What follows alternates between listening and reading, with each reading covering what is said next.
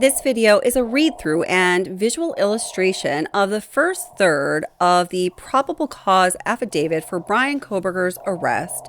That's the part of the affidavit that has to deal with a crime scene at 1122 King Road, Moscow, Idaho, and it also has to deal with the statements made by the surviving roommates, Bethany and Dylan. And there are plenty of legitimate questions out there, but some of the speculation and conjecture is getting a little bit crazy. I'm hoping that the detailed visual outline will help us remember what is fact and what is fiction so we can proceed sensibly. The following is what is contained in the probable cause affidavit towards the arrest of Bryan Kohberger in the Idaho 4 tragedy, the murders of Kelly Gonsalves, Madison Mogen, Xana Kernodle, and Ethan Chapin. The below information is provided by Brett Payne, who is a duly appointed, qualified, and acting peace officer within the County of Latah, state of Idaho. Brett Payne is employed by Moscow Police Department in the official capacity or position of corporal and has been a trained and qualified peace officer for approximately 4 years. Corporal Payne is being assisted by members of the Idaho State Police and agents of the Federal Bureau of Investigation. On November 13th, 2022, at approximately 4 p.m., Moscow Police Department, Sergeant Blaker and I responded to 1122 King Road, Moscow, Idaho, hereafter the King Road residence, to assist with scene security and processing of a crime scene associated with 4 homicides. Upon our arrival, the Idaho State Police, ISP, forensic team was on the scene and was preparing to begin processing the scene. MPD Officer Smith, one of the initial responding officers to the incident, advised he would walk me through the scene. Officer Smith and I entered the King Road residence through the bottom floor door on the north side of the building. Officer Smith and I then walked upstairs to the second floor. Officer Smith directed me down the hallway to the west bedroom on the second floor, which I later learned through Xana's driver license and other personal belongings found in the room was Xana Kernodle's, hereafter Kernodle's, room. Just before this room, there was a bathroom door on the south wall of the hallway. As I approached the room, I could see a body, later identified as Kernodle's, lying on the floor.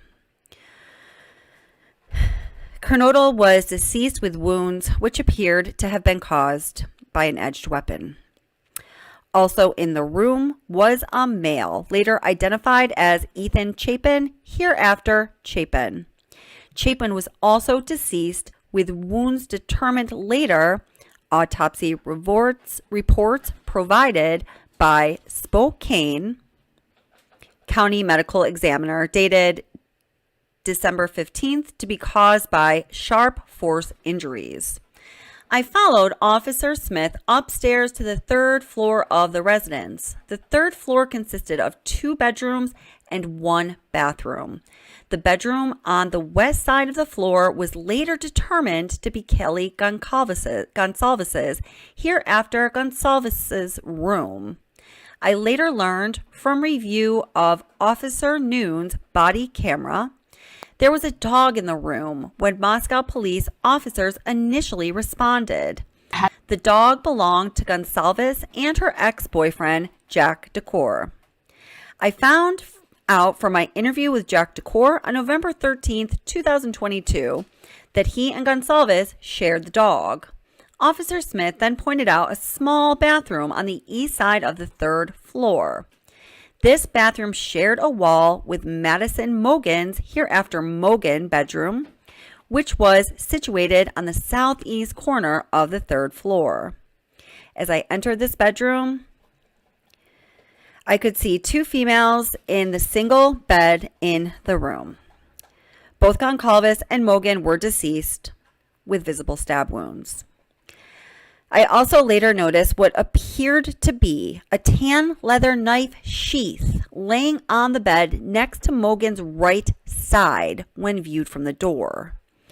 The sheath was later processed and had a K-bar, USMC, and the United States Marine Corps Eagle globe and an anchor insignia stamped on the outside of it. The Idaho State Lab later located a single source of male DNA, suspect profile, left on the button snap of the knife sheath. As part of the investigation, numerous interviews were conducted by Moscow Police Department officers, Idaho State Police detectives, and FBI agents. Two of the interviews include BF, Bethany, and DM, Dylan. Both BF and DM were inside the King Road residence at the time of the homicides and were roommates to the victims. BF's bedroom was located on the east side of the first floor of the King Road residence.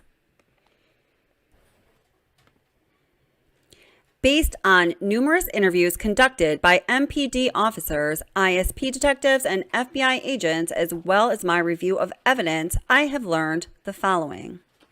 On the evening of November 12, 2022, Chapin and Kernodle are seen by BF at the Sigma Chi House on the University of Idaho campus at 735 Nez Perce Drive from approximately 9 p.m. on November 12th to 1:45 a.m. on November 13th. BF also estimated that at approximately 1:45 a.m., Chapin and Kernodle returned to the King Road residence. BF also stated that Chapin did not live in the King Road residence, but was a guest of Kernodle.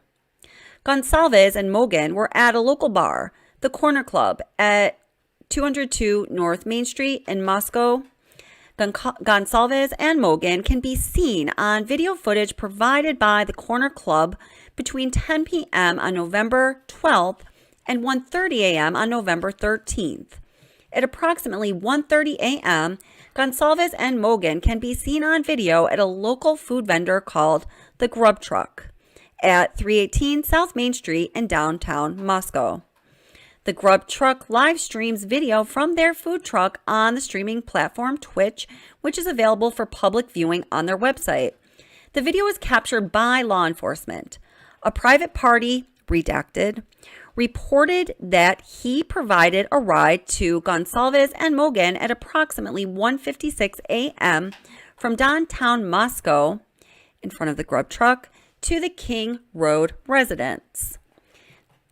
Roommates Dylan and Bethany both made statements during interviews that indicated the occupants of the King Road residence were home by 2 a.m. and asleep, or at least in their rooms, by approximately 4 a.m. This is with the exception of Kernodle, who received a DoorDash order at the residence at approximately 4 a.m. Law enforcement identified the DoorDash delivery driver who reported this information. DM stated she originally went to sleep in her bedroom on the southeast side of the second floor. DM stated she was awoken at approximately 4 a.m. by what she stated sounded like Gonsalves playing with her dog in one of the upstairs bedrooms, which were located on the third floor. A short time later, DM said she heard who she thought was Gonsalves say something to the effect of, "There's someone here."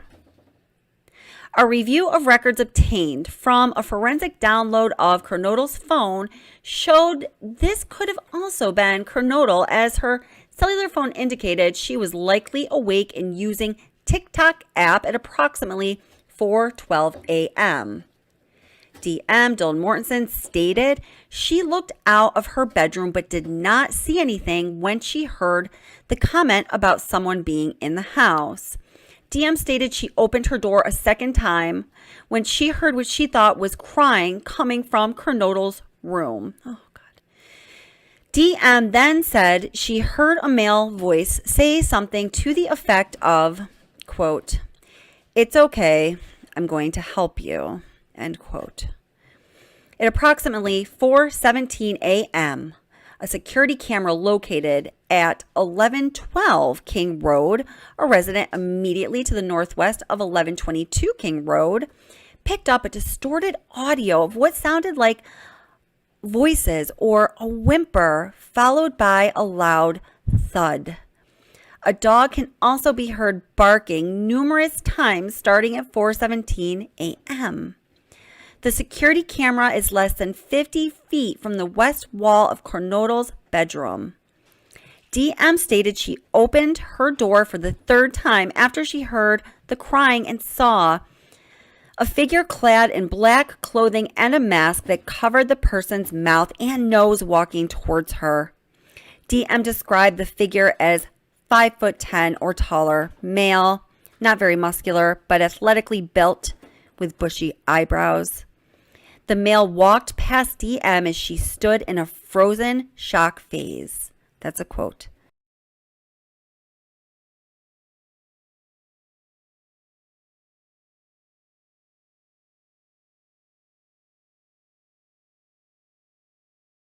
Right. So there is the window right here that goes out into that back kind of ground floor patio or deck area. Turning around the room. Here is the door that we're looking at right now that exits out towards the living area and kitchen. And just so you can get a full picture of this room, here's the rest of it. Something important to note about this room is that if we were to go straight up,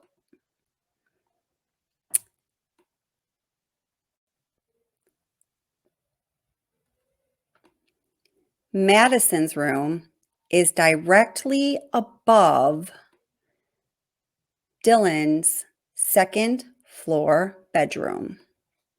So this is Madison's room. We're going to get to this in a minute. We note here where the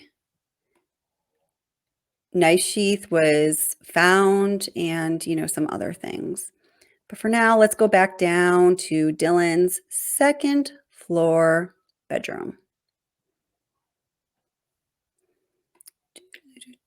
Woo. Directly below Madison's bedroom. Okay, so here we are. All right, so now as we approach the door,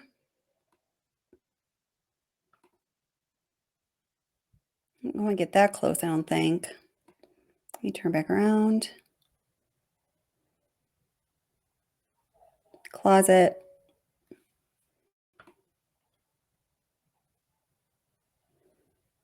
I'm going to stand over here again in the corner, looking into the room from the far corner. Okay, so now we're going to head out that door. So as you're looking out of Dylan's second floor bedroom, this is what you're seeing. You're looking into the kitchen. You're not facing or directly seeing a door to Xana's bedroom or even her bathroom. So I believe when you look at the layout of 1122 King Road from this perspective, it helps for the PCA to make more sense.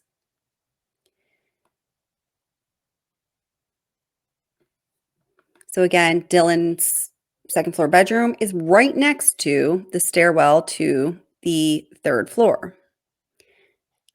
All right, so just hanging back in that bedroom for a moment. Turning around.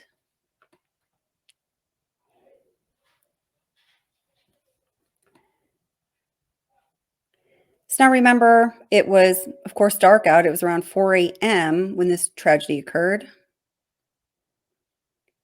So here's a vantage point in darkness as you're looking out from Dylan's second floor bedroom into the living area at night.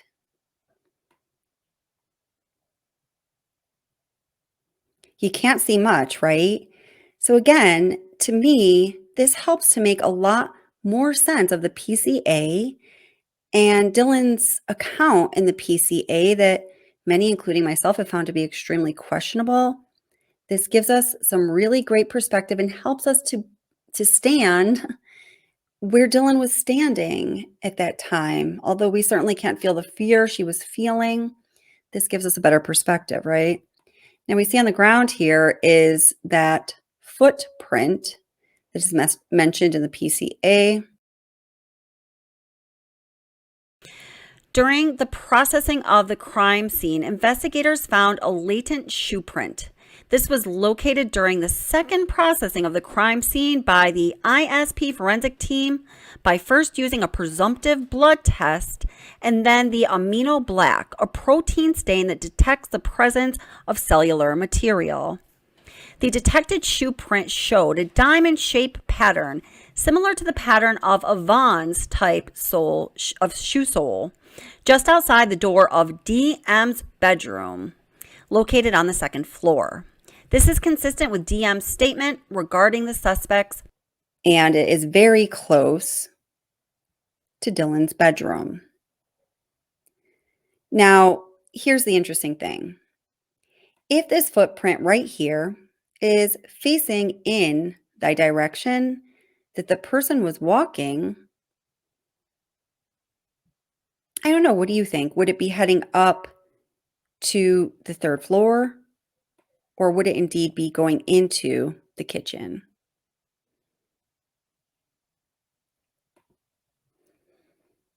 Oops. Okay. So now again, we're looking in the dark. Oh my goodness, right? There's that footprint. Okay, it looks like it's taking a step towards the kitchen. I guess, because if the foot was angled just a bit more, it would be heading up those steps to the third floor. Let's turn the lights back on. Oh, then we're going to have to turn back around. Okay. All right. So now, oh, and then you can see, let's go into the kitchen here. So you can see if we go into the kitchen from that vantage point, you wouldn't be able to see absolutely if the perpetrator walked out the sliding glass door. So the wording that's used in the probable cause affidavit that he was walking towards the sliding glass door in the kitchen sounds more reasonable once again when we're looking at the interior of the house from this perspective. What do you guys think?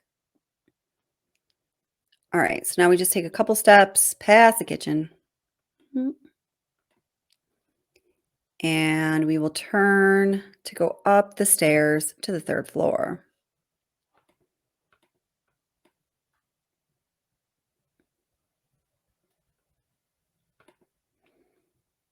All right, those stairs turn.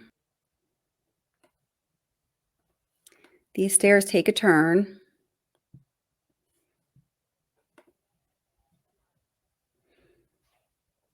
When you come to the bottom of the stairs, directly to your left is the kitchen.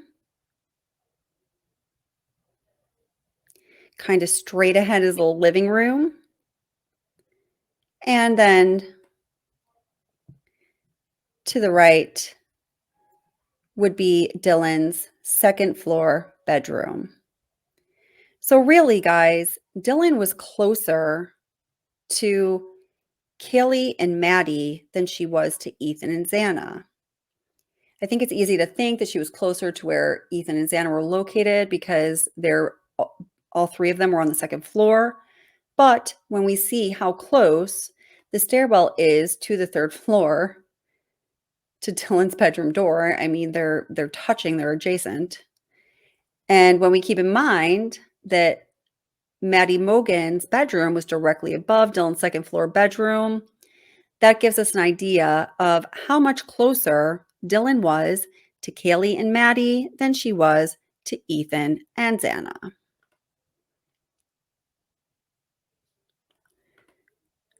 Heading into the kitchen here.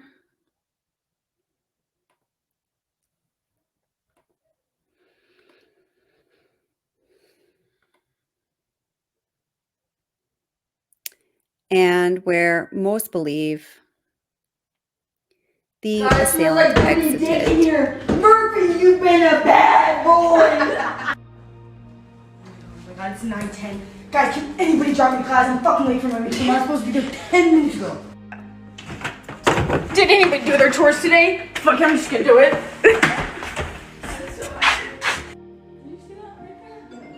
Oh shit, you guys, it's 8.